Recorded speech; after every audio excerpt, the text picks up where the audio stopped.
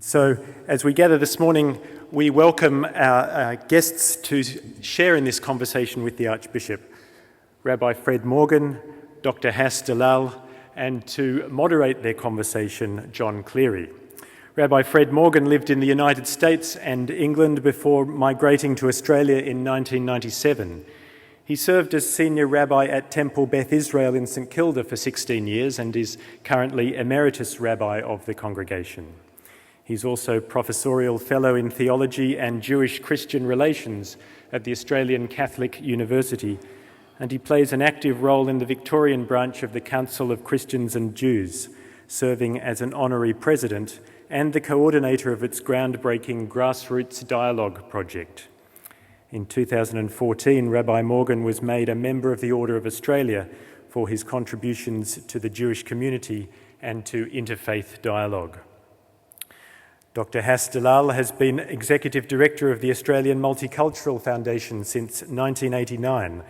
He's had extensive experience throughout Australia and internationally on multicultural affairs, including in the establishment of the European Multicultural Foundation and the Diversity Matters Forums for the Commonwealth of Nations.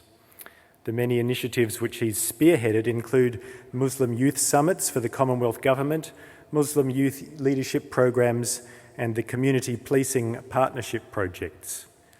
He continues to serve on various committees and boards dealing in community relations, business, police relations, access and equity, religious diversity, skill recognition, second language development, philanthropy, and the arts.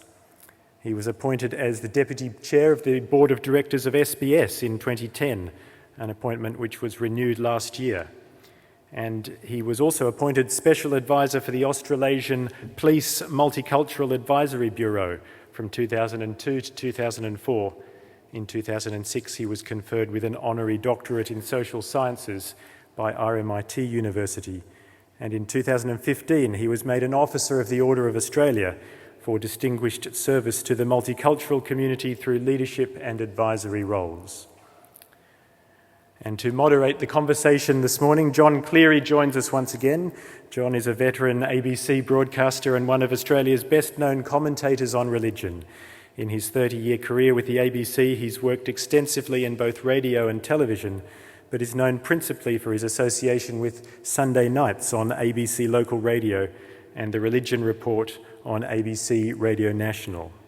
John began his career in Perth, was one of the original Compass team on ABC TV, and a co-presenter of the philosophy program Meridian on Radio National in the 1990s. His 1992 book on the Salvation Army in Australia was awarded the Christian Book of the Year. So would you please welcome our guests this morning for this conversation with the Archbishop.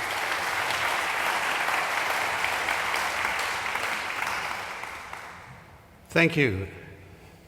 It's good to be here, particularly in this place and with this topic today on harnessing religion's power for peace. It's perhaps particularly appropriate given the events which took place in this arena just a few nights ago. And lest you think religion may be somewhat tangential, let me offer you this quote from just a recent edition of the Huffington Post by Ajat Bada. Quote, "Religious institutions are one of the largest institutions in society. They not only influence the social and educational structures of society, but have a part to play in the economic welfare of people. In some tribal communities in the past, affiliation with a religious group gave people the right to trade, tax breaks, and even special protection under the law. It gave people political and economic advantage. More importantly, though, is their ability to motivate people and unify them to a common cause." Archbishop Philip Freer, let me begin with you. There's an old Christian hymn that begins, "Best be the ties that bind our hearts in Christian love." Here is the power of religion, I suggest, for both good and ill, to contribute to the fabric of a common community or to bind and constrict the capacities of that community. Is that not the central challenge for faith communities, to build walls or bridges? Oh, thanks, John. Well, I think that's a very big proposition and a big question to explore. That I suspect in many respects, religion is quite differently received by different people, and even people who might share a similar language of religion might have different emphases about some of those points, about who their concerns extend to, or who their interests exclude. So I think that, in many respects, it's and we will probably explore this, I guess, this morning. But it's the danger is we could be a bit abstract about our discussion of religion, whereas for many people it's a very personal and lived identity. It's an identity about things that matter ultimately to them, and an identity that has a transfer across to the way that people of faith, and I guess different faith traditions. I can only speak from within the Christian tradition, but we have a strong principles of our Christian faith informing our worldview, informing our concern for others, and I agree that concern can be stretched more, and I think within our Christian faith tradition there are many places from which that concern can be stretched to include compassion, and should be stretched to concern compassion for all people, not just for people who are our co-religionists in a limited way. Rabbi Fred Morgan, it takes us back to the root of the word religion, religare, to bind, and the positive and negative dimensions of that continue to be with us. Well, that's right. Religion is a very powerful force, as that quotation made out, but as with all forces in the world, it can be used for good or for evil ends. And I think the difficulty in the current age is that we tend to see polarizations here taking place. So you have religion being presented as something so good that it's difficult for ordinary people to achieve the level that's expected, or it's presented as something which is really detrimental to the well-being of society. But most people live somewhere in the middle of that. And perhaps we're not educating well enough about the ways in which religion can be used for good in the world. We're allowing certain areas of religious expression to have the dominant voice instead of the people who are engaged in religious activity on that moderate level, actually making it clear what they stand for. Hastalal, just on that foundational question, even the word God is problematic because deeply God, the notion of the nature of God, is somehow tied up to identity. It's my tribe, my God. And exclusivism tends to be the default position almost. Yes, but also I think it's important to understand that religion or faith is not going to go away, and a lot of us are bound up. Religion is bound up with culture and tradition, and I think we live and die by those values. So I think it's the way we interpret that and the way we live our lives through religion. It becomes very important. I think for me, it's not, the obstacle is really not so much about the issue of the moment, but the burden of history and of the past that we all carry with us that determines the way we live our lives and the way we interpret our faith and religion.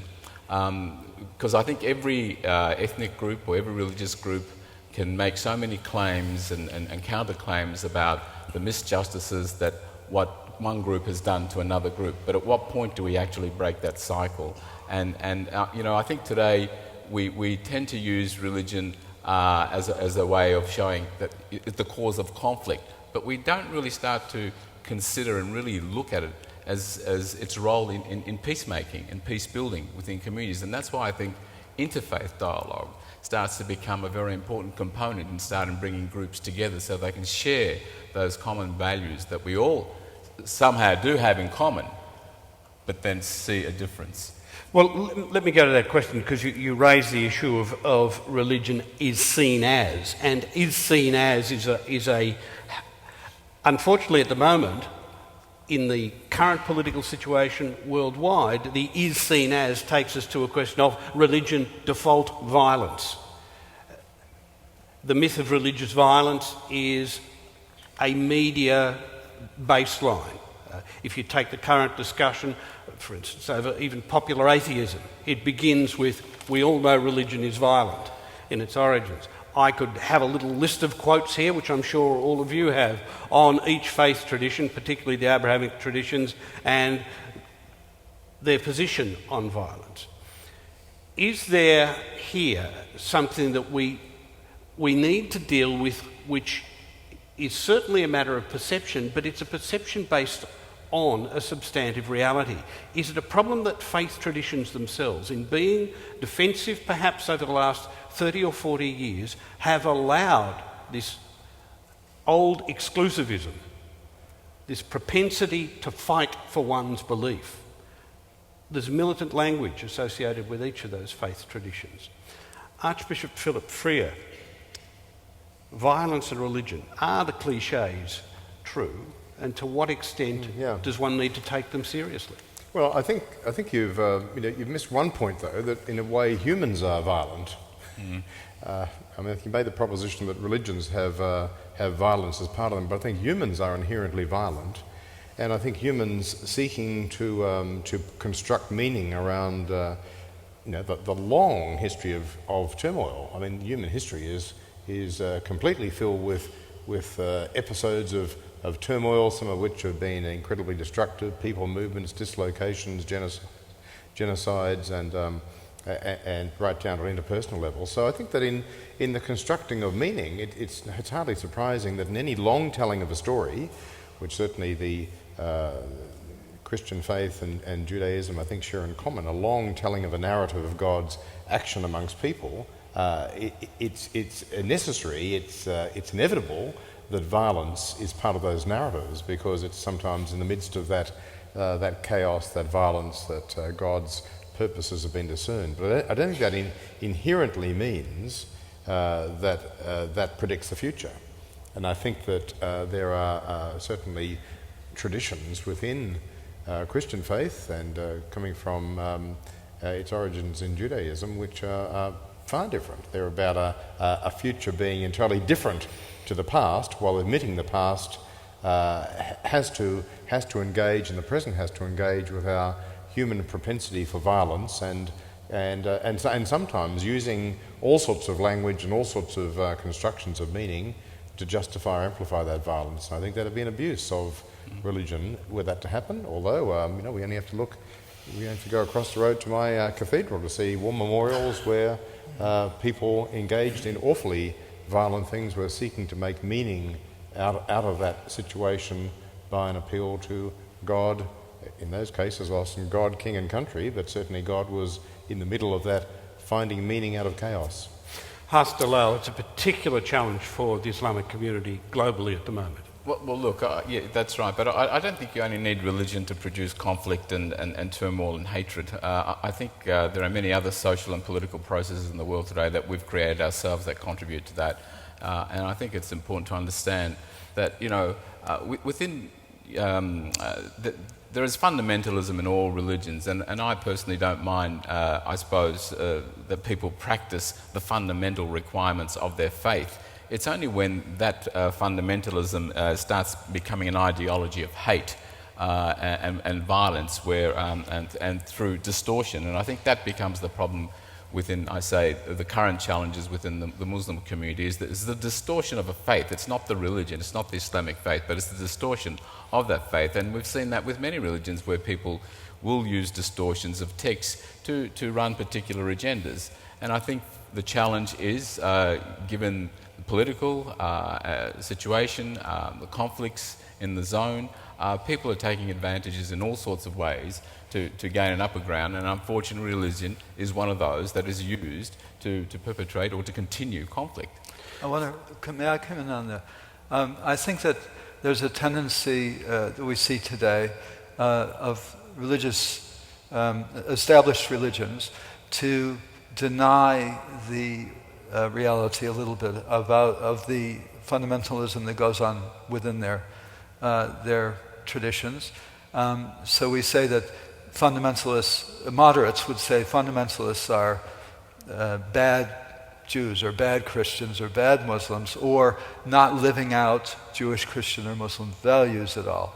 And I think there's a bit of a mistake in that, because they are living out certain values which you can find in those religions. And I think what we don't focus enough on, perhaps, is actually acknowledging that these are our people, and then resisting it from within if we feel it needs to be resisted.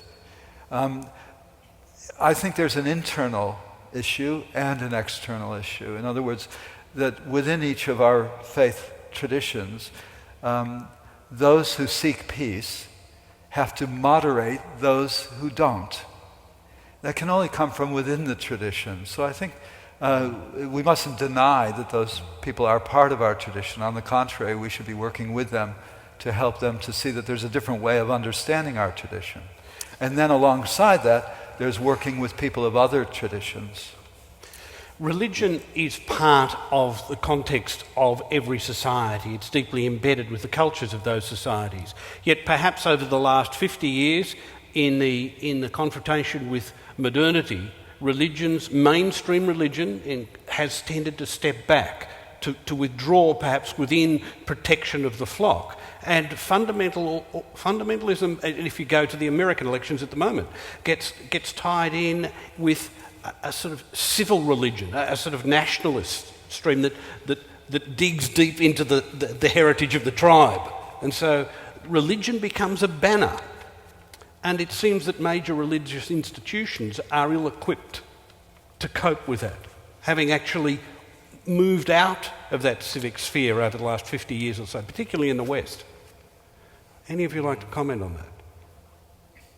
Archbishop. Well, I think it's very hard to analyse American religion, because I think it's a very different context to Australia, and the suspicion and circumspection about religion, I think, is probably known to most of us. I grew up in a household where enthusiasm for religion was thought to be fundamentally a bad thing. I think there was a benign thought that religion moderately applied could be helpful, but enthusiasm in religion was thought to be a very unhelpful thing. And I think there's a kind of a strong Australian cynicism. If you read Manning Clark's history, multi-volume history of Australia, you see that coming out about religion, Christianity being the religion of the oppressors and the punishers of Australian society. But I think, for my personal journey, religion without some enthusiasm or without some significance is in a way nothing. So there's a paradox in this, that to have a faith, it needs to be a faith that actually has personal meaning. If it is purely a social membership of something, or of a tribal membership, I guess it's something, but it probably is not especially in our society, it's not something that's likely to be communicated to a new generation. So it only tends to be, and I think that's where the pressures you speak about have come, especially in Christianity, the focus on what it means in a society which is overwhelmingly circumspect and culturally unsupportive to the propagation of faith to a new generation, for people who actually hold religion and faith as a matter of sincere belief to communicate that. And I think, identity is used in the name of religious movements all across the board. But what's important is if that identity lacks a sense of belonging, then I think people can go in many different ways. And I think you're right. It's important to look internally. We have, each faith internally has a responsibility of those that may step out of the normal values that we all accept and may have different interpretations or different practices, that they still belong to that faith, and we have a responsibility in harnessing and in proper teachings and correct interpretations and guiding people along. The challenges will always be there, but I think if there's a threat to identity, then people will then tend to withdraw much closer within circles, and they become more vulnerable and more open to all sorts of other factors within faith, which may not necessarily be faith, but can be sold as faith. Isn't that a particular challenge at the moment, though? Well, it is a challenge, and this is where we then need to be sure. I think it's very important to work with those faiths that are challenged by this, not to alienate the good scholars that can actually help redirect or help with recourse in this area. But at the moment, if you look at the Australian Muslim community, we are actually alienating our allies, those good scholars and imams that can actually work in this area, by simply making them feel marginalised or putting them in a position where they are, considered not to be part of a society, or having difficulty, or there's huge expectations on them because in trying to serve all sorts of social problems, social ills, when they're only purely religious leaders. So we should be able to use and encourage those people that can help us within this area, and that's one of the greatest challenges we do have at the moment. I think that there's a tension here which is coming out of these remarks. We're each of us members of our own faith community, but we're also part of Australia. So we're touching on the multicultural qualities of Australia and what that actually means. And there is a tension there, because multicultural religion, or civil religion, as you described it, as we see in America, it also exists here, to a much lesser extent, because I guess this is a newer country, and it's not built on the same kinds of origins. But you can still see it. Anzac Day and Australia Day, there are attempts to create a civil religion of sorts that will bring people together to form a different kind of collectivity. But most of those kinds of celebrations have a martial quality to them. They're patriotic events, and they look at war as a starting point to some degree or other. And I think that the religious communities from which we come, we're trying to focus on peace a bit more. So there's a tension right there. How do we be part of Australia and also be part of our native traditions? Well, and that's right. I mean, if we really look at it, I mean, we can all say that cultural or religious diversity here in Australia has enriched all of our lives in one way or another. But at the same time, it actually pushes each and every one of us to accept a different reality from our own. And that difference is the challenge. Not necessarily accepting it, but understanding it, at least understanding it. When we talk about our society here, over speaking 300 different languages or 300 different nationalities, practicing over 100 different faiths, I mean, that is a challenge for society. And I don't want to use the word to manage that diversity, but to understand that diversity. By understanding that diversity, you create a sense of confidence in people. When you create a sense of confidence, you create a sense of belonging. And then with that belonging, then I think people feel that they can be who they are, be their faith, be their culture, but something that bounds us also, which are those rights and responsibilities that we all must share. And I think that becomes the challenge. The popular discourse, be it visceral, I feel threatened by those out there who are different to me, and I will use religion, for right or wrong, as a banner to identify with me, may not be something that exists at the heart of religious communities, but it's something that people with a cultural memory will grab onto.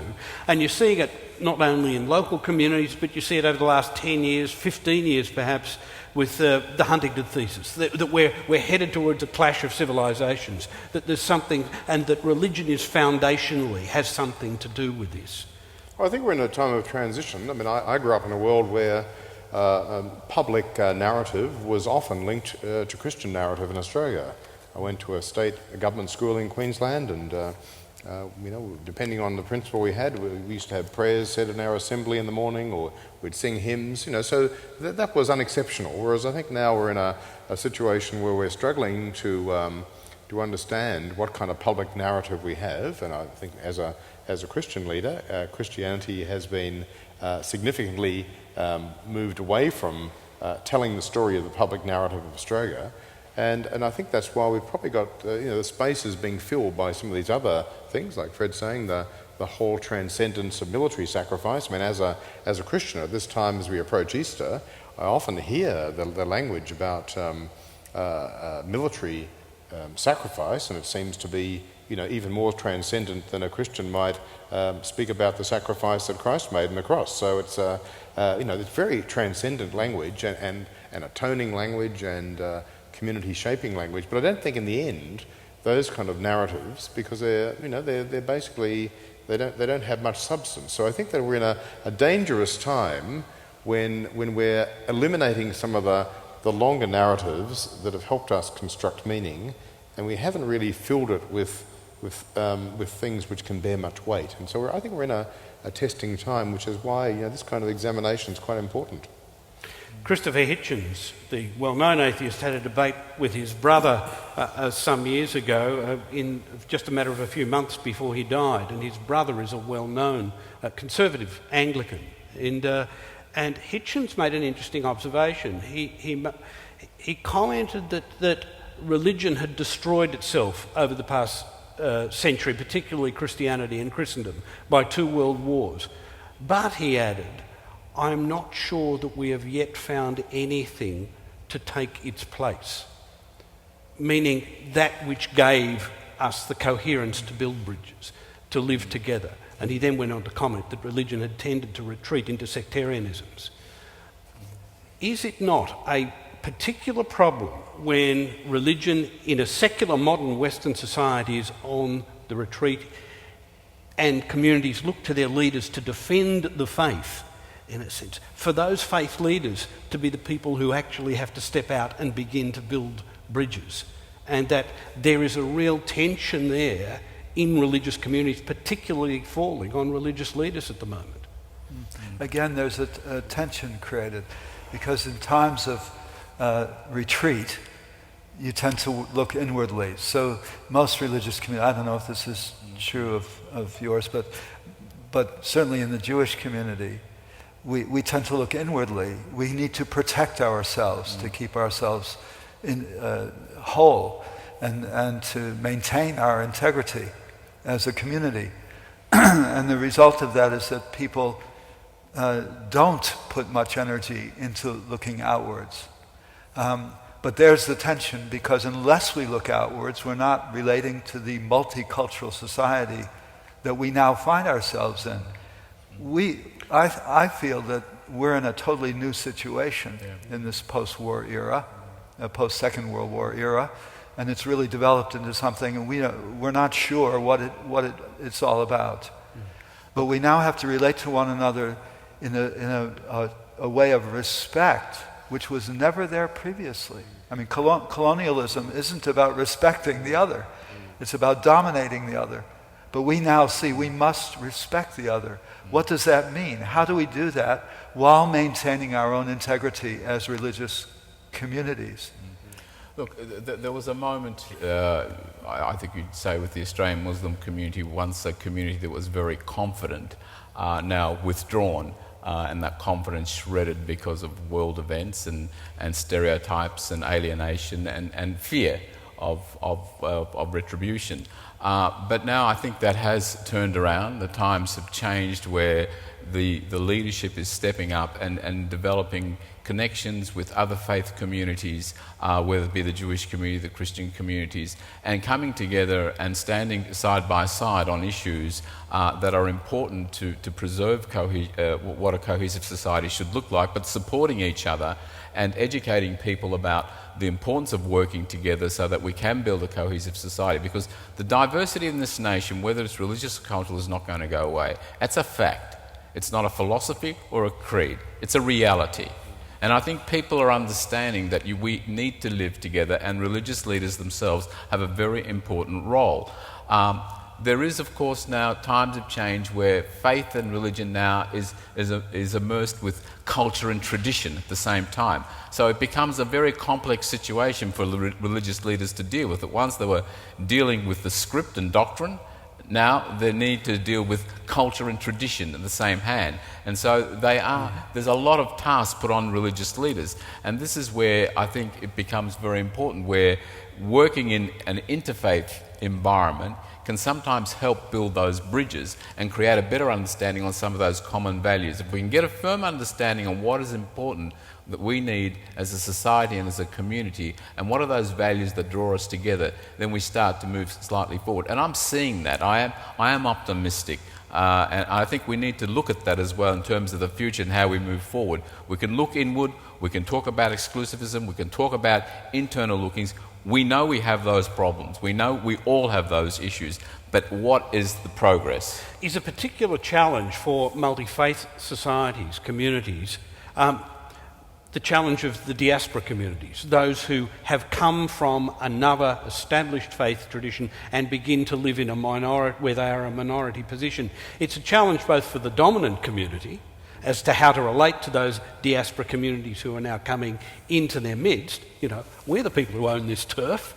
But it's also a challenge for the diaspora communities who actually are looking for something else. They're looking for the preservation of the tradition, perhaps even more strongly than they were in their home community. But Haas first, and then well, that is an issue. I think diasporas can be a positive and a negative, and that's why I said earlier, you know, one of the greatest challenges is the past and the burden that we live with, and most of the diaspora communities bring that with them wherever they go, and they could be living in some sort of time warp. And I just find it sometimes quite unusual when you find fantastic initiatives in, let's say, in the Middle East or other areas of conflict, where communities are actually trying to work together and build situations so they can survive, and then you have diaspora communities coming back and setting a different agenda, not really understanding what these people are going through.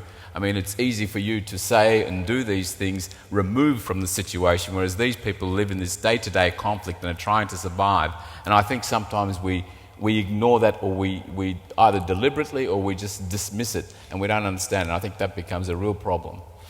Well, I think diaspora communities are really a source of great membership vitality in many Christian traditions in Australia, and I think the clarity of identity that people have often, say if they've come from a civil war situation in Sudan or an ethnic war in Burma or other places, the clarity of identity they have, which is probably the clarity that other diaspora communities have had. If you know, the sense that because of their identity, which they interpret religiously is the reason that others have been trying to exterminate them, that's a clarity, and it's also something which they say in the freedom that they have in Australia that they really want to embrace and use to its full. So I think most Christian churches are seeing some vitality of membership coming from those diaspora communities, and it's an internal dialogue. You know, even in our situation, at what you know, the kind of the optimum time of services, say on Sunday morning. Who gets to have that time? The vigorous Sudanese community of many members, or an older Anglo community that habitually use that space. So these are part of our internal discourses within faith traditions as well. Yeah. You mentioned the Sudanese community. We only have to look at the events of the past few days here with those disturbances over the last week or so in this very spot.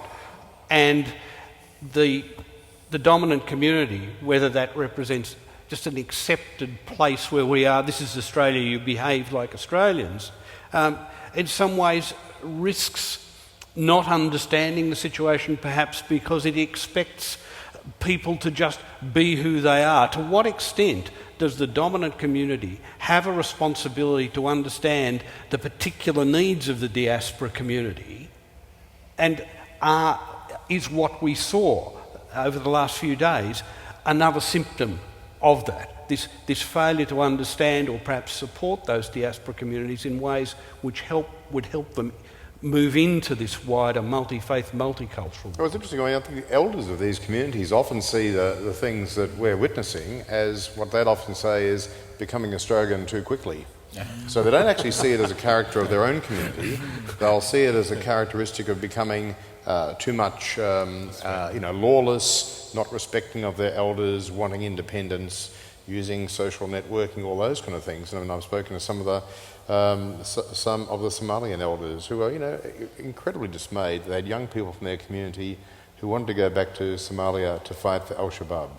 They said, "We can't believe this. We brought our children here that they might have a different life." And they were dismayed. They said this didn't come from their aspirations. It came from something that had emerged in a very hostile way, even to their identity, from this new environment. So I think there are big responsibilities we all have to actually say that these are not some other, but these are people within our broad Australian community, young people trying to find their way forward, and that we all share a responsibility to work with them to help them construct a place where they can have a contribution and be valued for that.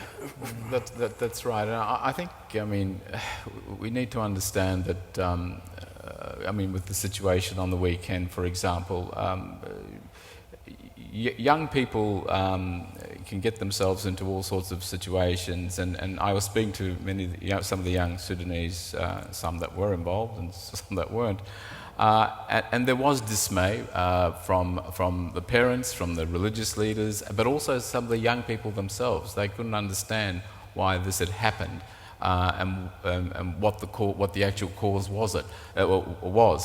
And I think it's important for us to understand that we do have these situations where sometimes it's a settlement issue, either it is a leadership issue, it's an adolescence issue, it's a criminal issue. So there's a whole range of things that we need to understand and to see why these things. It's not the first time in our history that we've had to deal with these sorts of situations, but I think this was confronting. And a large element of it was criminal-based. Fred Morgan, let me ask you, is it in some ways a failure of the host community that is a function of the secularisation of society, that we've marginalised religion in our civic discourse? So, the newspapers over the last 30 years, you've seen the religion correspondence disappear, all tribute to Barney Schwartz, who is here. But we've seen that move off, so that where those communities bring with them strong faith traditions or strong cultural traditions that have religion as part of the binding element, it's not recognised for what it is. And here's a responsibility for religious leaders too, to project themselves back into the civil discourse and say, hang on, these elements are very significant for our society. Yeah, no, I agree. The Jewish community, which has been in Australia since the First Fleet, has undergone waves of migration and diaspora creation here. And each wave brings new issues for the community at large. But the issues do tend to be about generation gaps and cultural divisions. And I don't think we're tremendously creative in the way that we deal with this. I'm speaking of the Jewish community now, but I expect this is true of all the communities. And again, I think the fact that we now do not live in a colonialist world or anything like it, we're all in a diaspora here unless we're Aboriginal people. And I would suggest that maybe we need to change the way we see things to understand that we're creating a new society here. Australia is like an experiment. And we're not adjusting to it as an experiment very well. I think that's one of the reasons why there's a great deal of interest in Aboriginal spirituality, for example, in religious traditions today, because it gives us something new to work with that perhaps sends us in a slightly different direction and is less bound up with that diaspora memory that's always dragging us back somewhere else and back into old conflicts as well. So I think it's really important that we're in Australia and having this conversation in Australia. Yeah. I think it's important to understand that communities aren't homogenous. If you just look at the Australian Muslim community, there's always this danger of grouping that group as one. It's not. It's not homogenous. There's 40 different Muslim communities and traditions and cultures living in this country, and that would go with many other faiths and many other cultures at the same time. But what is important here is that simply being ethnically or religiously diverse doesn't necessarily constitute a successful multicultural society. And this is where the failure of Europe is. They feel because they're ethnically diverse, multiculturalism has failed. That's what they think their diversity is about. With the absence of social policy and community leadership, I suppose with the absence of those policies and community leadership, you will not have a successful multicultural society. And this is where Australia has excelled. I mean, we do have policies that look at the best ways we can manage that diversity that is productive. So we confer rights, and those rights are people's freedoms to religion, to culture, to language and tradition. And with those rights come obligations. We're very clear with that, your rights and responsibilities and obligations to the society and people itself. So that is important, and faith also plays a very important part of that, because we recognise the different faiths and the role of different faiths. Many other international communities don't. They simply think because they are diverse, they have multiculturalism has failed them. We have a parliamentary system in Australia. In the federal system, you have lots of people. Over the last 30 years, perhaps, Archbishop Philip Freer, leadership of the political parties, there's been more consciously identifying sort of people who hold a Christian position, are consciously identified with a religious tradition. Yet, if you look at the way that tradition is reflected in the politics and the outcome of policy, it's a mixed bag. I mean, you take the refugee position. Canada's welcomed 24,000 out of Syria. How many have we welcomed? I mean, is the way in which religion is represented in our society, have we failed here at the multicultural level if we're looking at the disparities of things like the treatment of the refugees? And I notice your cathedral here has been significant in the way it's attempted to insert itself in that debate, but doesn't seem to be biting with the wider Australian public on those critical values. Yeah, I think that I'd like to know the answer to that reason, because I think that there is something inherent in our compassion, our capacity for empathy, that should alert us when we see the suffering of others to be concerned. And I think that's something which is fundamental to our humanity. I mean, it's really in who we are as people, that's the kind of the good and redeeming side of the other capacity we have for the inherent violence towards each other. So I think, to me, any society which struggles to put together a public narrative about compassion and shared empathy is diminishing itself, and that's one of the concerns I have. But apparently, we wouldn't have the policies we have if the focus groups were indicating that my view was shared by a majority of people. But I'm eager that we alert ourselves to what we are at risk of losing if we don't open ourselves to that kind of empathy and shared concern. And I think anything where we're constrained to think that we are have an exceptionalism and we can isolate ourselves from the world and sufferings is only a temporary satisfaction. There are significant... Yes, Fred. Well, can I just align myself with Bishop Philip's remarks? I think this is so important, that we have the capacity to go in either direction, towards violence or towards compassion and peace. But there's something I hear, this is relating to your point about secularization of society, a point that's often made and debated within religious communities, that politics is one thing, religion is another. Religion should not involve itself with political issues. And very often my response to that is twofold. First of all, what's not a political issue? Everything that involves other people in society, social groupings is going to be a political issue. But also that there are values which if we don't express, we're not being true to our religious tradition. That's my feeling in any case. And compassion is an umbrella term for many of those. It concerns me tremendously when I feel that communities, for whatever reason, often through fear, find it difficult to access their compassion, and therefore denying the very basis of their existence.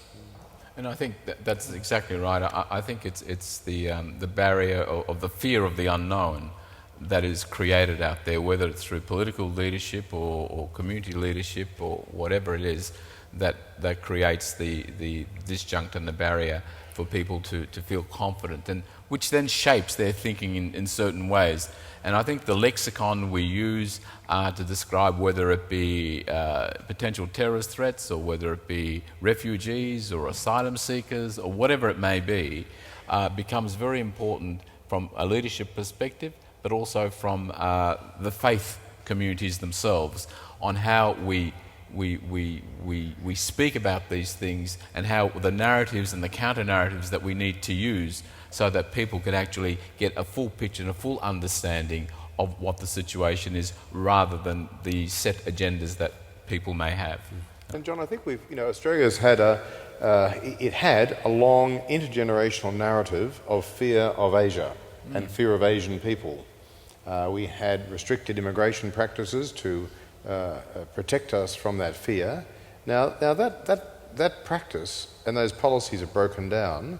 I don't see any Anglo-Australians now who live what their grandparents or great-grandparents' generation might have vigorously lived about a fear of Asian people. They embrace Asian neighbours as totally normal in Australian society. So I think that we can see in our own living of life in this country that we've been able to confront some of these fears that in one generation would have looked unassailable, and they've been sort of the bubble's been burst and they're emptied.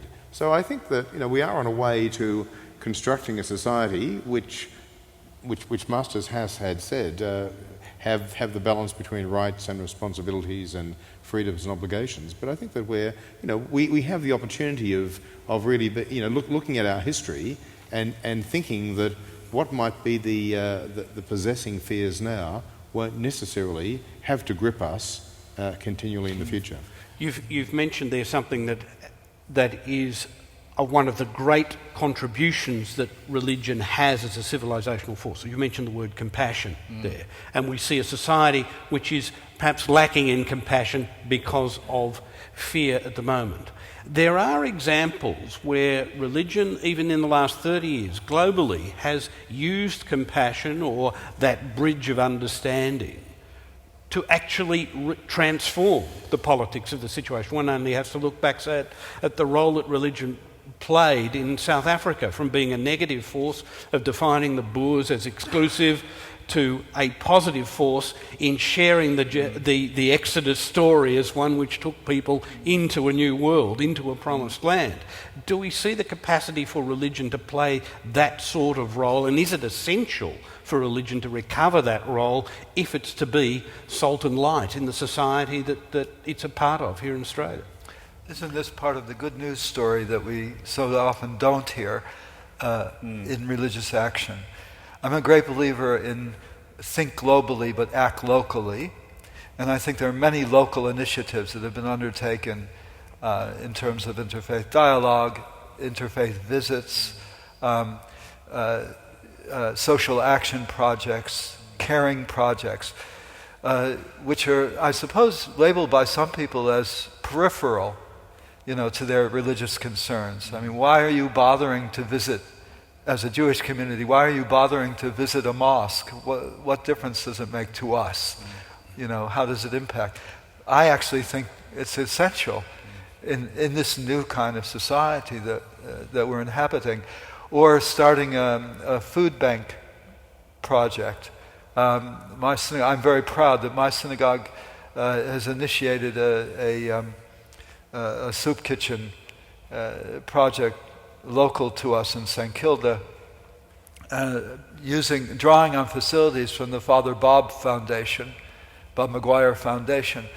So there's an interfaith commitment to helping people from any background, who might need that help. Now, those kinds of projects, we often say, well, that's do-gooding, and that's very nice, but it's not really what it's about. But I think it's actually at the heart of what it's about. So we're moving away from structures of belief to initiatives of action, to being with. Hastalal, you've mentioned that, and you're involved with many government initiatives. Let's talk first about the the way in which religion and government are beginning to talk about the importance of multi-faith in building civil society? Well, I think it's important to realise in the last, for many years, we've really looked at the values of linguistic and cultural diversity, and religious diversity was not really so much framed in our national agenda for a multicultural Australia. But in the last 5 years now, I think there's now discussion at the Commonwealth level, particularly between the multicultural portfolios, the role of religion and faith leaders in contributing to a cohesive multicultural society in terms of building bridges and barriers, but more importantly, in terms of dialogue and communication, bringing faith leaders together to work on projects precisely as Fred was talking about, and that is growing.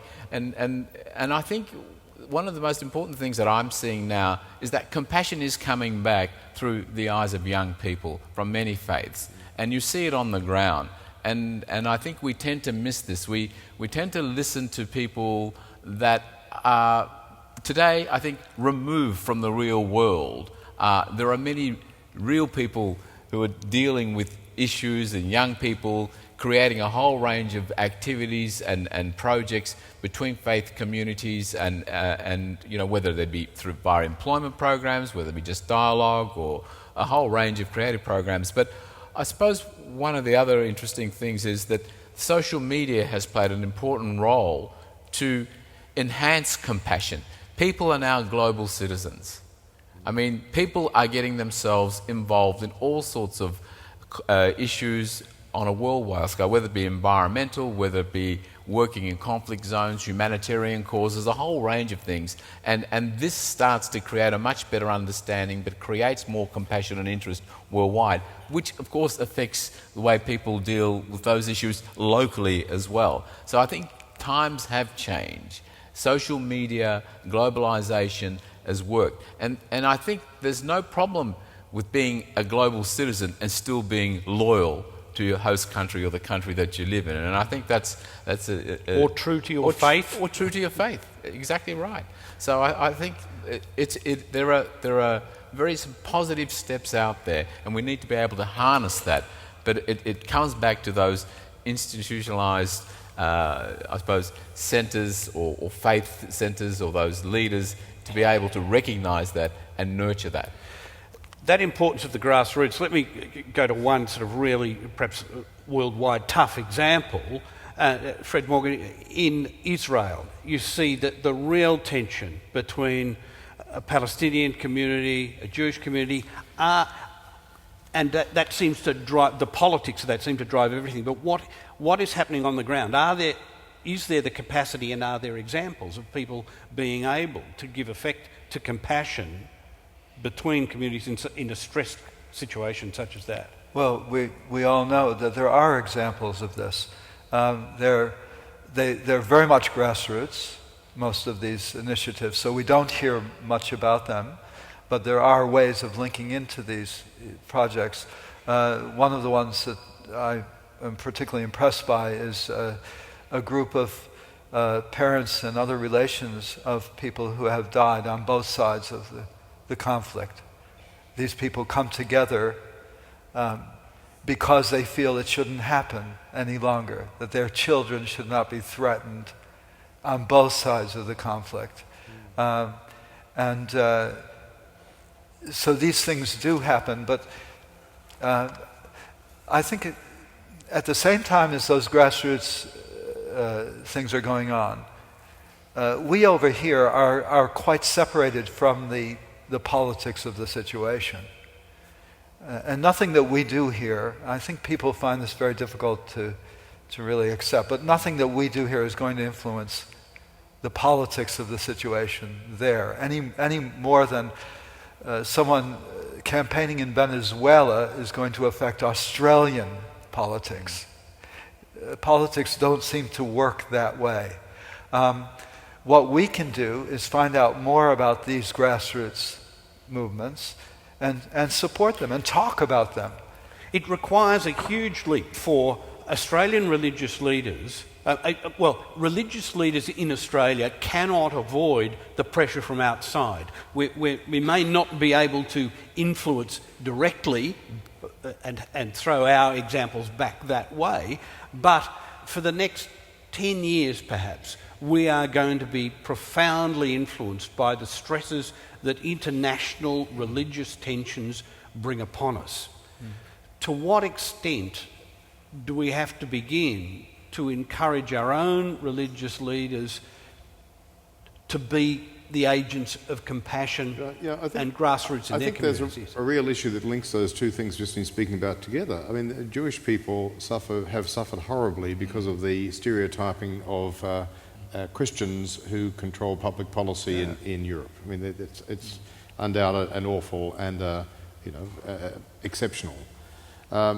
And I think that I was in Israel some years ago and going through a checkpoint, which is a complicated thing between Palestine and Israel, but there were these mature women. And I said, who are they? They said, they're Jewish grandmothers who just come here and they help some of the Palestinian people negotiate coming through a checkpoint. Now, those stories aren't told, but they break down this sort of stereotype that, all these people like that. And I think once we start attributing a character to people generally on account of their religion, we probably are running down some of that dangerous path, because we need to see probably in every society the character of things. There will be always these outliers. There might be almost like a publicly captured discourse about what the religion does, which is arguably what happened in Germany with Christianity during the Nazi period. But there's always outliers. There's always the Dietrich Bonhoeffers and Martin Niemöllers and other people who say, no, that's not us. You don't describe us. And I think that probably, if we understood it and we listened more to what's happening in the grassroots, we'd see more of these outliers, probably in some pretty awful places, and that would inform us differently than all these people are like that. It's almost like religious leadership then has to step over, in some ways, the guts of the faith community and recognise the boundary riders, to recognise those. I think Teilhard de Chardin wrote a book about it, saying that religion wasn't real unless it lived on the boundary between faith and doubt, between the faith community and the secular community. This is a particular challenge for religious leaders, is it not? To recognise those who are working at those boundaries and encourage them as exemplars of what the faith community should be about. I think that's right. But, as the Archbishop points out, I think we need to be able to recognise and share. The challenge for faith leaders is to be able to become the voice for a lot of these activities that are happening at the grassroots. Because at the end of the day, at that community level, that community lives with itself. And they need to negotiate and find ways, because they're there. And you can be removed from that, but at the end of the day, that's what the reality is. So it's important for faith leaders to recognise that and promote those activities on a greater scale. And I think if we don't, we're in trouble. Should we have perhaps an initiative where sort of local parishes could be encouraged to adopt a mosque, or local mosques should be encouraged to adopt a parish, and synagogues should be that. I mean, we're seeing examples of that at the grassroots with groups like Zalman Castell's Together for Humanity. Mm-hmm. Well, that's right. Which is bringing together kids. Well, that is happening. I mean, that is happening. It's just that we don't really talk about it, or we only talk about it within our own circles and not the broader circle. The other important thing is we talk about people of faith, but we should talk about people of just generally of goodwill. There are people who don't have faith, and you can't have good interfaith dialogue, or you can't have compassion, or you can't have activities with the absence of people of goodwill. So I think, that's very important too. We've got to be careful we don't divide people. There are 50 or 40% of Australians today that don't particularly follow a faith or have a faith. They may have a spirituality, but they are people of goodwill. And I think you need to nurture that and bring that in. And religious leaders need to be able to be accepting of that as well, to get that happening, because they are part of your community. And that's very important. And it's important to recognize that religious leaders don't always do that. No. That very often we're very dismissive of people of no faith, atheists or whatever, the Christopher Hitchens of this world, because they are a threat, to established religion as it sees itself. But that's a kind of stereotyping too. I think this idea of getting away, of resisting stereotyping is so important. there's no Jew out there. There are only Jewish people. Everyone is different. And they would say, they'd be the first to say, no, I'm not like any other. I'm completely unique. Different. And so it is with Muslims, so it is with Christians, so it is with all people. And it's really working with people as individuals that's the source of that compassion that we were talking about earlier. Never working with people as a representative of a group. That defeats our goal, I think. And Philip Freer, are we saying that perhaps we need to adopt your model, that rather than being in the building over there, you're in a civic space here? I know you want to open it up for everyone to interact with us, John, but I suppose let's give the example of our Anglican schools, which tend not to be sectarian.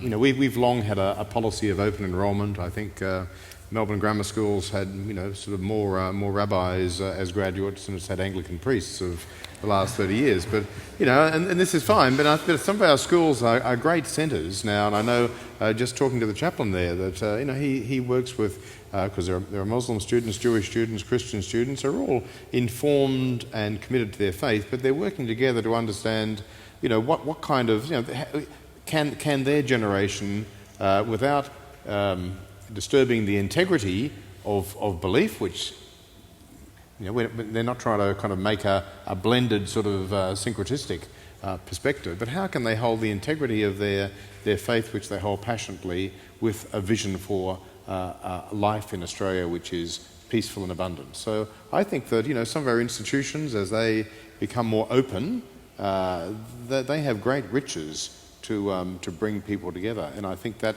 probably will that will continue to happen over time, I guess, in Jewish schools and Muslim schools more so, but certainly in our Anglican schools that's been a very rich source of optimism for the future. I have to agree. My son goes to Wesley, and many Muslims go to Wesley, and that's a living proof of the type of institutions that you run. I think that the freedom of being able to express who you are and your culture in an educational environment is the beginning where people, young people particularly, who are the future leaders, can come together and share that in those sorts of environments, and that's where it starts. The nurturing and the caring and the compassion becomes there, but once you have that, you're accepted for who you are, then it is a positive road, and so yes, I congratulate you, Archbishop, it's well done. And we'll take the Archbishop's hint there and open up our discussion for questions now. We've ranged across the issues from religion as a divider to religion as a bridge builder. Thank you. Ken Blackman's my name, from Hampton. I'd like to take issue with the Archbishop's statement about humanity being inherently violent, but perhaps that's a larger topic for another morning. More to the point, this gathering is about people of faith promoting peace. And I want to get back to Israel-Palestine, which has been mentioned already. Recently there, I was witness to so much insecurity and so much inhumanity.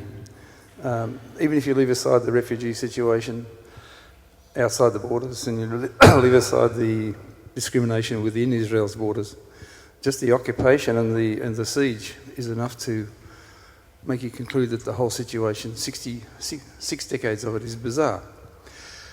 Israel's strong, Palestinians are weak, there is no peace.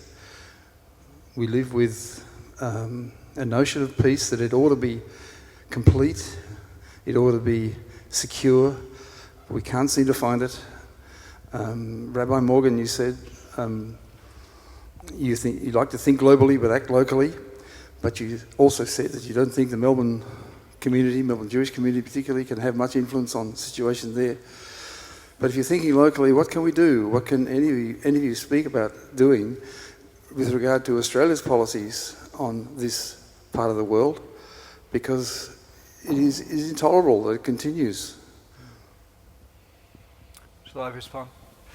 Well, I think there are situations in many parts of the world which are intolerable. And it would be great if we could influence them for the better, but we can't. We can't influence the situation in Syria. at the moment. The Sudan was mentioned earlier. We can't influence that situation. I could go on and on. There are so many situations around the world. Every one of them threaten world peace, not just our peace here in Australia. But I think what we can do is model goodwill and openness to one another. That's the best thing we can do. That's what I mean when I say think globally, act locally. We can model a behavior which, in the strange ways that the world works, or God works, or something works, might influence behavior elsewhere. And that's the gift that we're given here in Australia. You know, we're isolated. We talk about the tyranny of distance. We can turn that to something very positive by creating a society here in which we live peacefully with one another, to show how that can be done. And it can't be done simply by ignoring the other. There are many people in the Jewish community, I'm sad to say, who would find peace in ignoring the other. You live your lives, we'll live our lives, just leave us alone. That's not peace. That's détente. And peace is actually being able to engage with the other in a way that brings out the positives that enable people to rise to their highest efforts. And we can model that. We don't do it now. We don't do it yet. Here in Australia, we don't deliberately go out to model a kind of behavior which we can then show to the rest of the world that it's possible. So I would suggest we do that. It's a particularly hard ask when a community feels under challenge. I imagine that's a very hard ask for, say, some members of the Muslim community here in Australia at the moment, when so much of the media tends to be, you're to blame. Well, that's right. I mean, that has been a challenge and for the Australian Muslim community, but I think it's at a point where now it has stepped up, and I think it's starting to develop those models. But I think what it's doing more importantly is developing a solution through young people, a new sense of lexicon, a new sense of dialogue through young people, and that's coming through education. And I think that's the answer with any of these situations, that the solution has got to be through a new generation of thinkers, and we've got to ensure that this new generation of thinkers have all the wherefore of knowledge and information so that they can actually move forward. And I think through our education and through our leadership, we need to recognise that young people are now exploring many options. They're looking at both sides of things. We now need to ensure that if they will get to positions of power and decision making, because that's when it's going to change. Esther Stump from Holy Trinity, Surrey Hills. It's the issue of the fear of the Chinese. I suspect it's still very deep here. The Americans establish a base outside Darwin, and who controls the harbour? The Chinese. Whereas the largest container terminal in Australia, our government wants to lease it to a foreign power. Property ownership, land ownership, they're issues that are beginning to fret people terribly. It's not just the nice people that we know. Many, I went to school with just one Chinese girl. It's a very different story, and lots of Chinese friends. But it's at another level. The fear is still very great. Yes, we're not afraid of Australian politicians to use the dog whistle when it is to our particular narrow advantage, Archbishop. Oh, well, I think the facts of the Australian economy is we've always been reliant on capital from somewhere else, and the analysis of who owns what in Australia generally will tell a long story of foreign ownership. So the fact that as different nations have different sorts of rising of economic power, that say where once there were English companies like Lord Vestey owning great cattle stations in the Northern Territory, it's hardly surprising that there are people from Brunei or Indonesia or other places who are buying those now for their own financial reasons. So I think that shouldn't surprise us. But I think as far as the dog whistle kind of things go, I think there is there is some popularism that we've got to be alert to and see the signs of that, because plainly politicians make decisions which are not always internally consistent with some of their public narratives, and I think we should be very suspicious of that kind of leap too quickly to a dog whistle sort of nationalism, because I think it generally is trying to steer us away from a deeper examination of issues.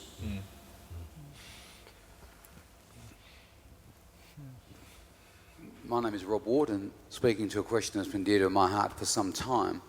We talked about the diaspora, the visitors, people coming in from overseas, and we talked about education. In recent times, we've seen the Victorian government make changes to the way religious instruction takes place in this state, so that Arkan Toledo from the Muslim faith and UJEB from the Jewish faith and the Christian organisations teaching RI have effectively been banned.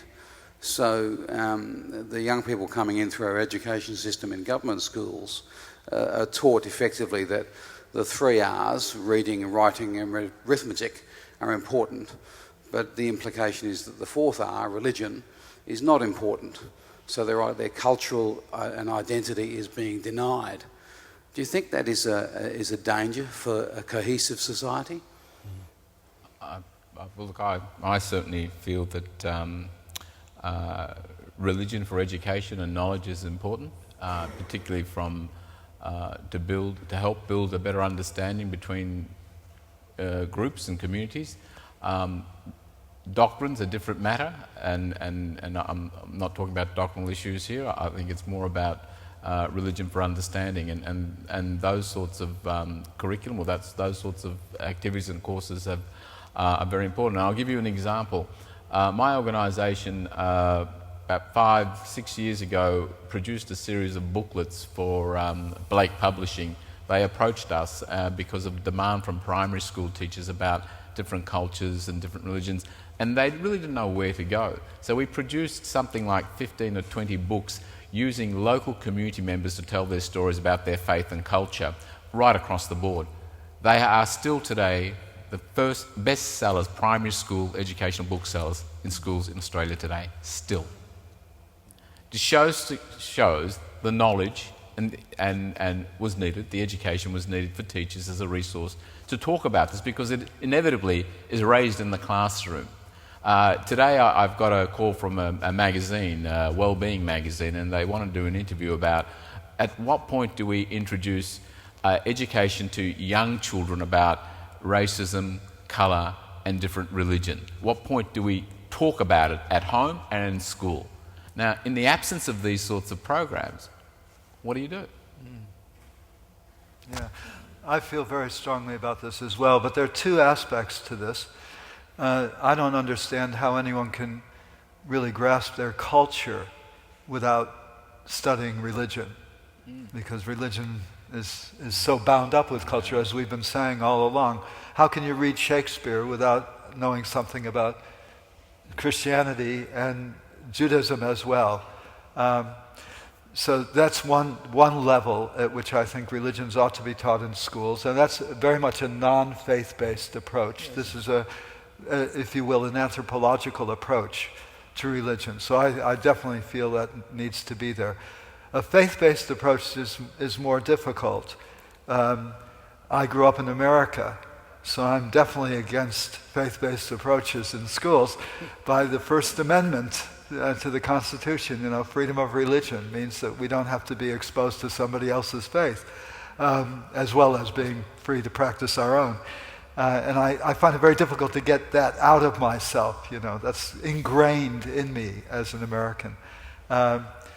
But having said that, I think what schools don't do and need to do is to somehow communicate the value of religion to people who believe in them.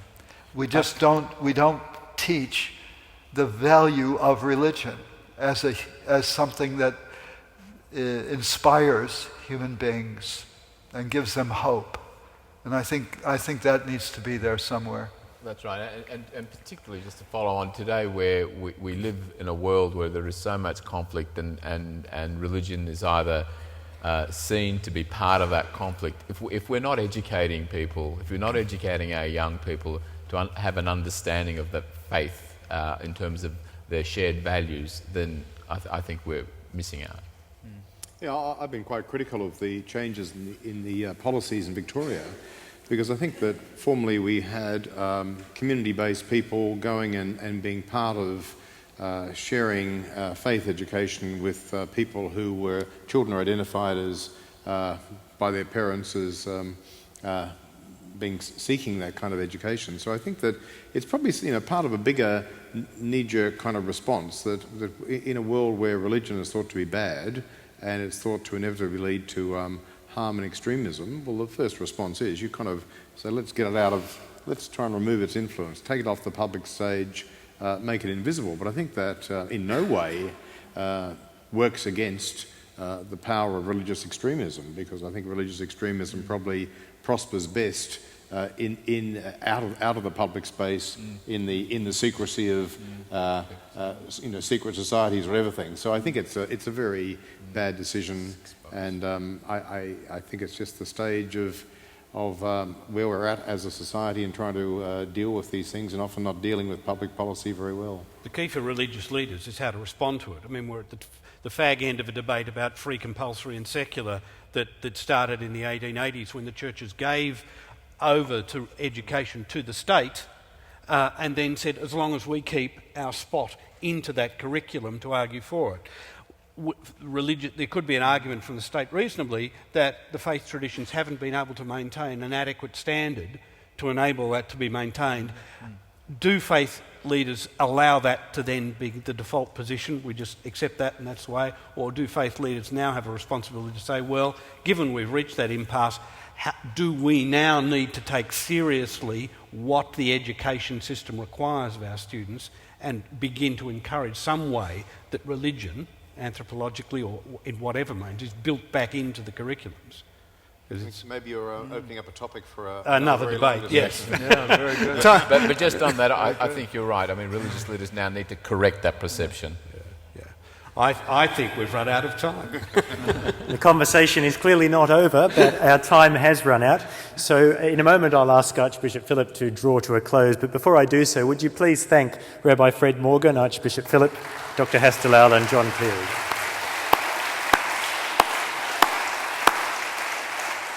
I'll hand over to Archbishop Philip to conclude.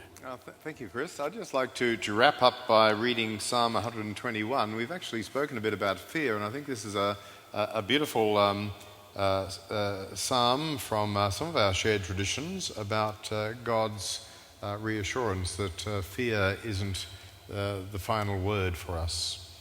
I lift up my eyes to the hills. From where will my help come? My help comes from the Lord who made heaven and earth. He will not let your foot be moved. He who keeps you will not slumber. He who keeps Israel will neither slumber nor sleep. The Lord is your keeper. The Lord is your shade at your right hand. The sun shall not strike you by day, nor the moon by night. The Lord will keep you from all evil. He will keep your life. The Lord will keep your going out and your coming in from this time on forevermore. So thank you for your presence with us today and helping to open up this important topic, and I hope to see many of you back in June and endure perhaps the darker start of the day. And thanks to John for moderating us this morning. Thank you.